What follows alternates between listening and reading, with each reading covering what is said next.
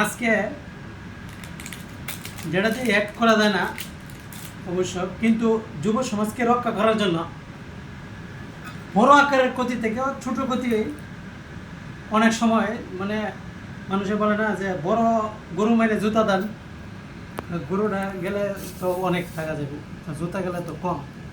আজকে দেখতেছি নিকোটিনের মানুষে অনেক বিড়ি সিগারেটে প্রচুর টাকা ক্ষয় করে। এক প্যাকেট সিগারেট কিনলে অন এভারেজে খরচ হয়ে যায় 300-400 টাকা।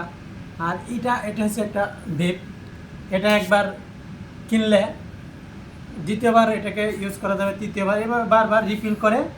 এটা একটা জুস আছে, জুসটা আমি দেখাই। এই যে এটা হলো খোলা জুসটা বইতে,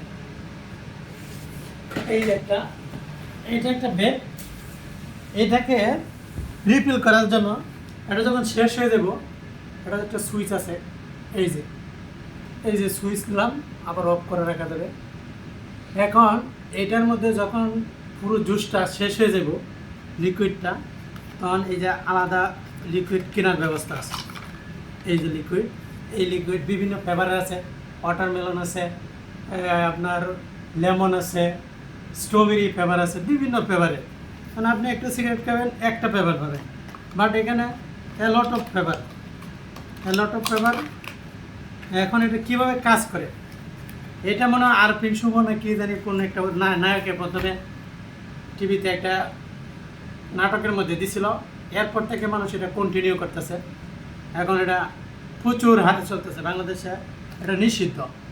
কিন্তু তারপরেও নিষিদ্ধ, মানুষের যে কোনো জিনিস যদি নিষিদ্ধ হয়, এটার প্রতি আকর্ষণ থাকে মানুষের একটু বেশি, নিষিদ্ধ জিনিসের প্রতি আকর্ষণ একটু বেশি থাকে। তা আমরা আজকে এটা একটা ভেপ ইলেকট্রিক সিগারেট। আমি সিগারেট সাধারণত খাই না, কিন্তু ওই আজকে খাইয়া দেখাবো। এই যে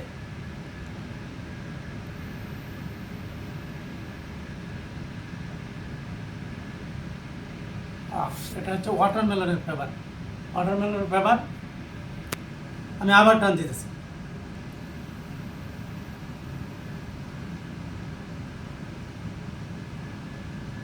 প্রচুর ধোয়া হয় আপনার সিগারেটের, এই যে ব্রিটিশ টোবাকো বলেন বা অন্যান্য কোম্পানিগুলো যারা সিগারেট নেওয়া মার্কেটিং করে, ওরা আস্তে আস্তে মার্কেট ধস হয়ে যাবে যদি এটা আমরা কন্টিনিউ ইউজ করতে থাকি। কারণ আমি এটা বিক্রি করি না, কিন্তু কেউ যদি পাইকারি বা খুচরা নিতে চায়, আমি চায়না থেকে কিনে দিতে পারি, পরে তার মতো সে নেবে। কারণ এটা চায়নাতে এটা বৈধ, চায়নাতে এটা অবৈধ না।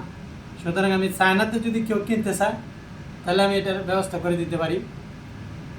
আর বাংলাদেশে এটা আমি আনা নেওয়া করতে পারি না, বাংলাদেশে এটাকে আমি সেলও করি না। এটা যদি কেউ চায়না থেকে নিতে চায়, আমি সেটা ব্যবস্থা করে দিতে পারি। এটার মূল্য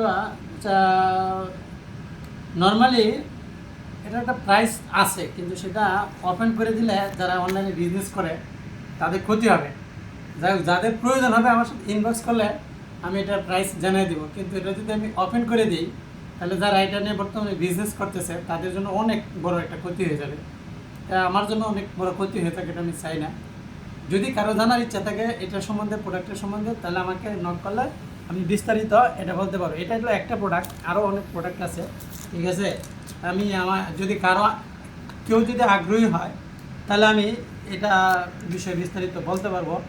আর যদি কেউ আগ্রহী না থাকে, তাহলে আমি শুধু এটা মূল্য বা কারো ক্ষতি করে লাভ নাই। আমি আবার লাস্ট টান একটা দিই, সুর টান, যে গাঞ্জা দল বাবা গাঞ্জা খাবা গাছ লাগায় খাও।